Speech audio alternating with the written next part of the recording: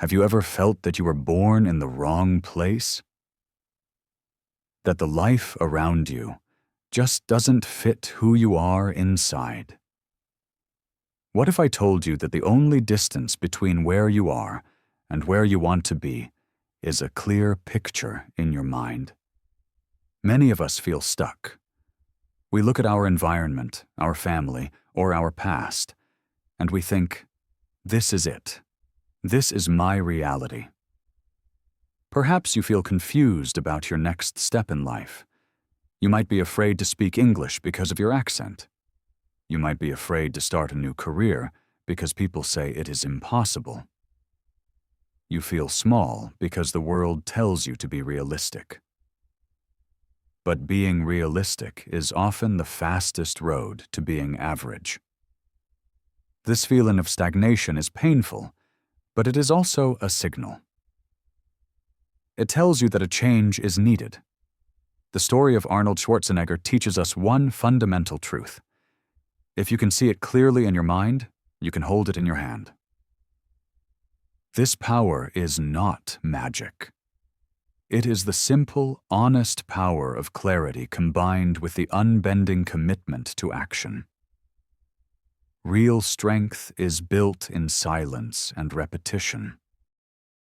Let's go back to a small village called Thal in Austria. The year was 1947, a year of famine. Arnold was born on July 30th, just 2 years after World War II had ended. Austria was occupied by Allied armies. In the streets of Vienna, there were hunger riots. People were starving. His mother, Aurelia, often walked through the nearby fields looking for food for her children. Arnold grew up in an old house with no indoor plumbing, no phone, and often no heat. They lived above the police station. His family didn't get a refrigerator until Arnold was 10 years old. That was a big moment for him, because he grew up with very little. His father, Gustav Schwarzenegger, was the local police chief. But before that, he had been a military policeman in World War II. He served in brutal campaigns across Poland, France, and the Soviet Union. In 1942, he was wounded during the siege of Leningrad. He was hospitalized. He came home with physical injuries and the invisible wounds of war. Gustav ran the household like a military base. Arnold and his older brother Meinhard had to wake before sunrise every day, fetch water from the well, chop firewood in freezing winter mornings, do a rigorous exercise routine. Only then could they eat breakfast. But there was something darker beneath. Gustav struggled with alcoholism. He was abusive. He would beat Arnold and his mother. Arnold later said, "My hair was pulled. I was hit with belts. Many children were broken by their parents, which was the German-Austrian mentality. They didn't want to create an individual. It was all about conforming." Arnold was different. His will could not be broken. Every time he got hit, every time someone said, "You can't do this," he told himself, "This is not going to be for much longer because I'm going to move out of here. I want to be rich. I want to be somebody." Gustav clearly favored Arnold's older brother, Meinhard. The favoritism was blatant. This created a deep wound in young Arnold. The two brothers were constantly pitted against each other. Who could run faster? Who could do more push-ups? Who could please their father? It was psychological warfare disguised as parenting. But this gave Arnold something crucial. A fire, a quiet hunger, a feeling that he was meant for something bigger. This feeling of not belonging became his first fuel. Then came the moment that changed everything.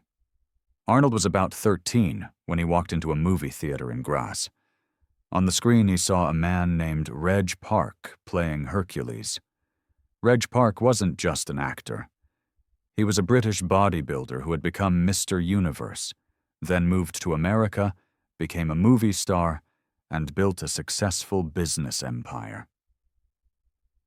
In that moment, sitting in the dark theater, Arnold saw his entire future laid out before him like a map. This image didn't just inspire him, it gave him a blueprint. He realized, I don't have to stay here. I can build a body like Reg Park. I can go to America. I can be in movies. His father called it foolish. His mother worried. The village thought he was wasting his time. But the image was clear, and if you can see it, you can achieve it. With his blueprint in place, Arnold began the most difficult part of any journey, the daily work that nobody sees. Arnold joined a local weightlifting club in Graz. The gym became his sanctuary, the one place where effort directly translated into results. He wrote his workout plan on the wall with chalk. 6 hours a day, 7 days a week. It was not a question of if he would train. It was a necessity. He would break into the gym on weekends when it was closed because he couldn't bear to miss a workout. It would make me sick to miss a workout, he said. I knew I couldn't look at myself in the mirror the next morning if I didn't do it. But this obsession came with a price. When Arnold started putting up posters of male bodybuilders on his wall, his parents became worried. His mother took him to the doctors. His father beat him with a belt, calling him terrible names. This was the 1960s in rural Austria. Bodybuilding was seen as strange, even suspicious. But Arnold didn't stop. The pain only strengthened his resolve to leave. At age 18, Arnold had to join the Austrian army. Just 1 month after enlisting, he heard about the Junior Mr. Europe contest in Germany. He knew this was his chance. So he did something extraordinary. He went AWOL, absent without official leave. He snuck out of the military base, took a train to Germany, and competed. He won the Junior Mr. Europe title, affirming his belief that he was destined for greatness. When he returned, he was arrested and spent a week in military jail. But he didn't care. He had won his first international title. He understood something profound that day. Sometimes you must break small rules to follow your main purpose. Sometimes you must be willing to pay a price for the thing you believe in. The army officers were actually impressed. Instead of punishing him further, they gave him time to train and provided better food. They saw his dedication. After his military service, Arnold moved to Munich. He had little money. He worked odd jobs and sometimes slept in the gym where he trained when he couldn't afford proper accommodation. His whole world was focused on iron and effort. Wake up, train, work, train again, eat whatever he could afford, sleep. This period taught him the true meaning of dedication. It is not about motivation, it is about routine and consistency. Motivation is emotional. It comes and goes like the weather. But routine is a structure you build, brick by brick, rep by rep, day by day. It becomes who you are. Now Arnold was ready for the next step. America was calling. In 1968, at the age of 21, Arnold Schwarzenegger stepped off a plane in New York City. He had just won the Mr. Universe title in London, a respected European contest. But in America, it meant very little. Here, he wasn't a champion. He was a newcomer with a heavy accent, limited English, and a dream that few people believed in. Life hit him immediately. Communication was a daily challenge. People didn't understand him, and some laughed at the way he spoke. He felt the sting of being an outsider in a land where confidence was currency. But Arnold didn't come to the United States for comfort. He came for an opportunity. He trained at Gold's Gym in Santa Monica while working as a personal trainer and doing construction jobs with his friend Franco Columbu. Every day was a struggle, physically, financially, mentally. Yet every day he used visualization to reinforce his belief. He would become the greatest bodybuilder in the world. Just 1 year later, in 1969, he entered his first Mr. Olympia competition. There, he faced the reigning champion, Sergio "The Myth" Oliva, one of the most genetically gifted bodybuilders in history. Arnold finished second. It was his first major defeat on American soil, but an essential turning point. After the 1969 loss, Arnold didn't blame the judges. He blamed himself. But he didn't lack effort. He had trained longer and harder than nearly anyone alive. What he lacked was refinement. He realized that bodybuilding wasn't only about size. It was about proportion, symmetry, posing, stage presence. It was a sport where the winner was the most complete athlete, not necessarily the biggest. So Arnold made a decision. He would reinvent himself. He began analyzing the art of bodybuilding the same way he studied his school subjects as a child, relentlessly and systematically. He practiced posing daily, studied lighting angles, improved weak body parts, and learned how judges thought. Instead of resenting Sergio Oliva, he used him as a benchmark. This ability to learn from competitors rather than fear them became one of Arnold's most powerful tools for growth. A year after his defeat, in 1970, Arnold returned to the stage with a transformed physique. At just 23 years old, he defeated Sergio Oliva to win his first Mr. Olympia title, becoming the youngest champion at that time. Then the dominance began. From 1970 to 1975, he won 6 consecutive Mr. Olympia titles. His presence was overwhelming, not just physically, but psychologically. Arnold understood that bodybuilding was subjective. Confidence mattered. Charisma mattered. The way he entered a room mattered. He mastered the mental game as thoroughly as the physical one. This era cemented the Austrian Oak as a legend. The 1975 Mr. Olympia contest was filmed for what later became the iconic 1977 documentary Pumping Iron. The film portrayed Arnold as confident, strategic, humorous, and at times intimidating, an image he embraced and exaggerated for the camera. The documentary didn't launch his acting career. He had already appeared in earlier films, but it showcased his personality to a global audience. It demonstrated a truth Hollywood couldn't ignore. Arnold didn't just look like a star, he carried himself like one. His bodybuilding success provided the credibility, visibility, and platform he needed for the next chapter. Hollywood. Arnold's move from bodybuilding to acting wasn't just unusual.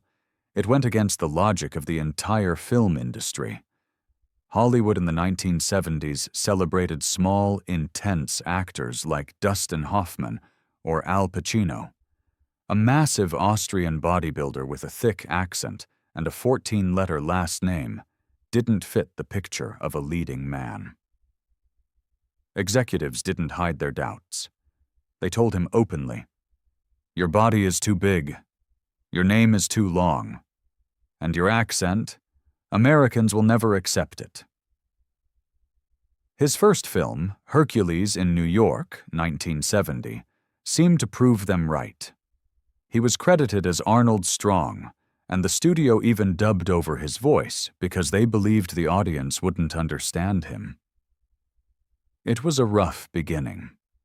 But for Arnold, rejection was never the final word, only the first chapter. Instead of quitting, Arnold focused on strategy. He approached acting the same way he approached bodybuilding, with discipline, curiosity, and relentless work. He took acting classes. He watched American films and repeated lines until the rhythm felt natural. He recorded his voice, analyzed it, adjusted it.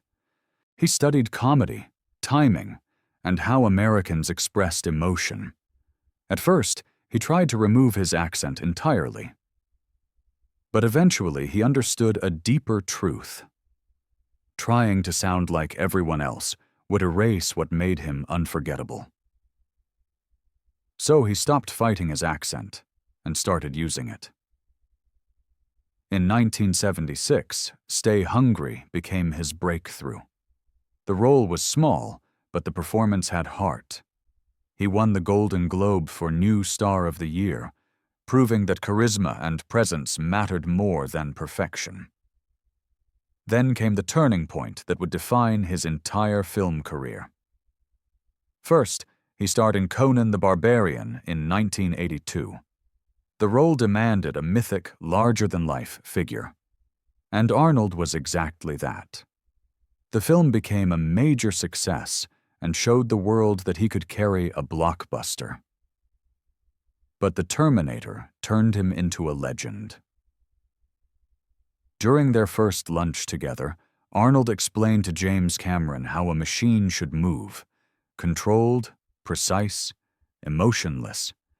Cameron didn't just hear the words, he saw the character.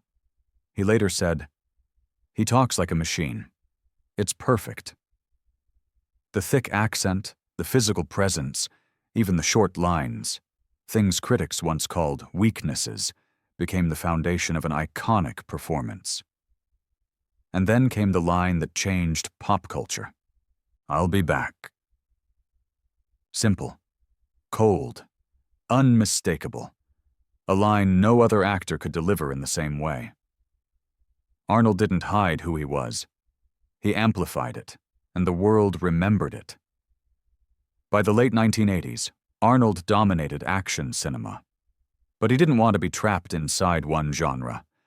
He wanted to test his range, to break expectations again. When the idea for Twins appeared, a light, funny family movie, studios doubted it. They believed audiences would never accept Arnold in comedy. So he made a bold move. Together with Danny DeVito and director Ivan Reitman, he agreed to take no salary up front. Instead, they took a percentage of the profits. It was a massive risk and a brilliant strategy. Twins became a huge hit, earning far more than anyone expected. Because of the profit-sharing deal, Arnold made more from this comedy than from any of his action roles. It was more than a success. It was a message. Strength is not only physical. Strength is knowing how to choose your battles and how to create your opportunities. Arnold reached Hollywood not by hiding his accent, his size, or his story, but by turning all of it into his advantage. He didn't try to blend in. He built a career by standing out. The lesson is simple, powerful, and universal. The thing you are afraid of may become the thing that makes you unforgettable. Your weakness may become your signature. Your difference is your edge.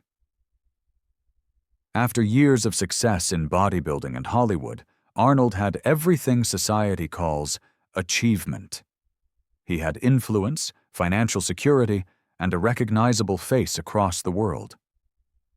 Yet something felt incomplete. He often said that achievement is meaningful, but contribution lasts longer. And slowly, the idea of public service began to shape his thinking. In 2003, California faced a period of deep political instability.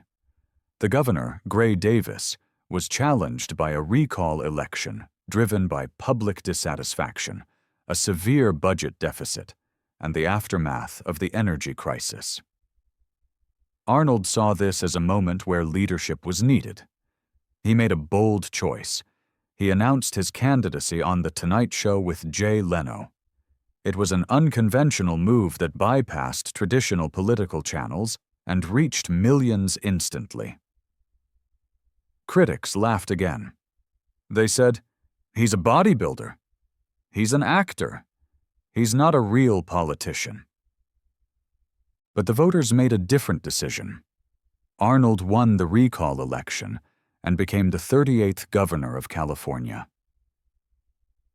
He stepped into a role that demanded a different kind of strength.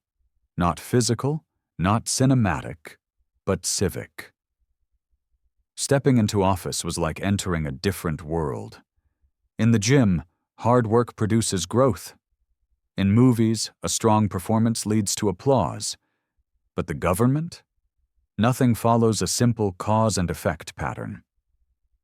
Arnold tried to govern beyond party lines. He called his approach post-partisan and focused on long-term state reforms. One of his most significant decisions was signing Assembly Bill 32, the Global Warming Solutions Act, positioning California as a leader in climate policy. It was a move that challenged many members of his own party, yet he believed it was necessary.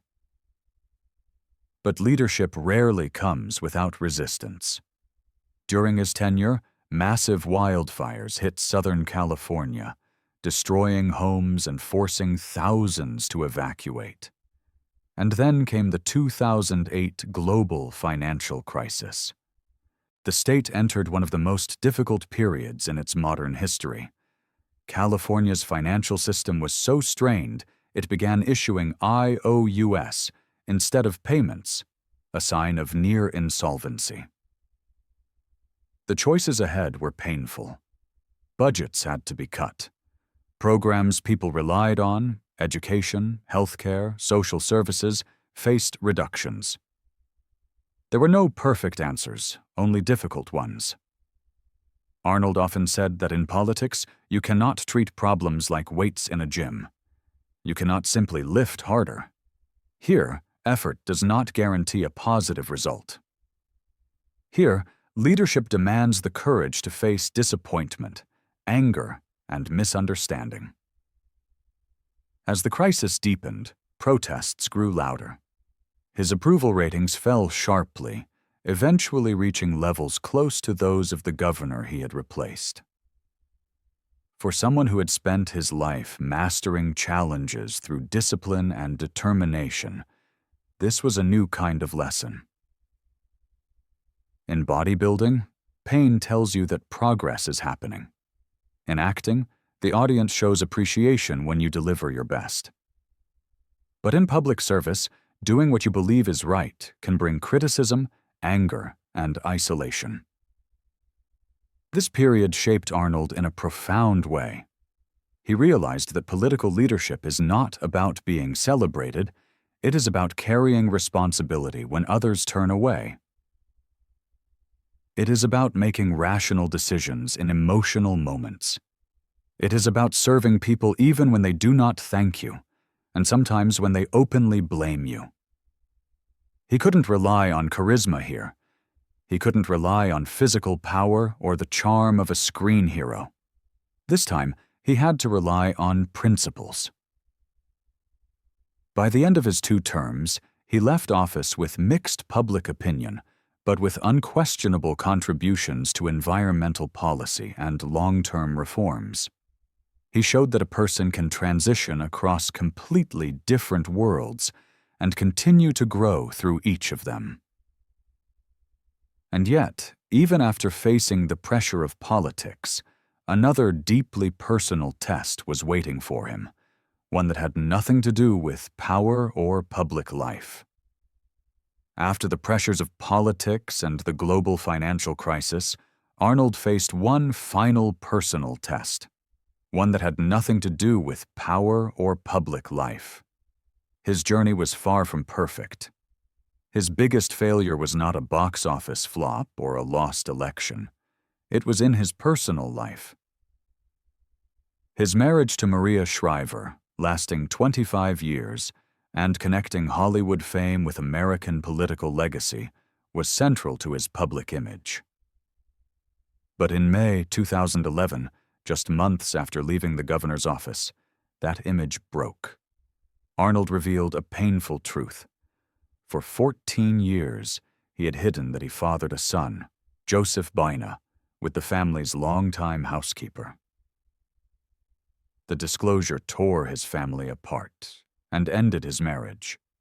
He had to face a harsh reality. Even a man who can conquer the world can fail at home. This was not something a workout could fix. He had to accept his mistake and live with the consequences. What defines him is what he did next. He did not stop. He did not hide. He publicly took full responsibility. Life is not about avoiding mistakes. It is about acknowledging them, learning from them, and continuing to move forward. This final painful lesson reinforced his belief. Strength is not hiding your weakness. It is facing it. Arnold Schwarzenegger's story is not just about fame or titles. It's about focus, resilience, and transformation. From a small house in post-war Austria to Hollywood and the governor's office, he faced challenges that could have stopped anyone: poverty, a strict father, a new language, skepticism, and personal failures. Yet every obstacle became fuel. He started with clarity. He saw Mr. Universe before lifting a weight. He imagined movie credits before speaking a line. He pictured himself governor before understanding politics. That vision guided every step. Daily discipline, repetition, small acts of effort built his mastery. Weaknesses, from his accent to his physique, became his advantage. He did not hide. He adapted and turned them into power. Arnold's life goes beyond personal success. In climate action, philanthropy, and mentorship, he shows that usefulness matters more than fame. Mistakes are not the end. They are lessons. Strength is not hiding weakness, but confronting it. Resilience is not about never falling. It's about rising each time, quietly, deliberately, without applause. Your background, your fears, your scars, they are the foundation of your strength. You already hold the blueprint in your mind. So I ask you one final time: what masterpiece are you building today? Remember, if you can see it clearly in your mind, you can hold it in your hand. Arnold showed us the unwavering power of discipline and vision. But if you want to know how to transform rejection into your most valuable asset, the asset Jack Ma used to build Alibaba, you must watch the story that connects these lessons. Click the end screen now to watch Jack Ma, the master of rejection. Thank you for spending your time with English for Thinkers. If you'd like to continue this journey together, you can subscribe to the channel. Learn through stories. Grow through listening.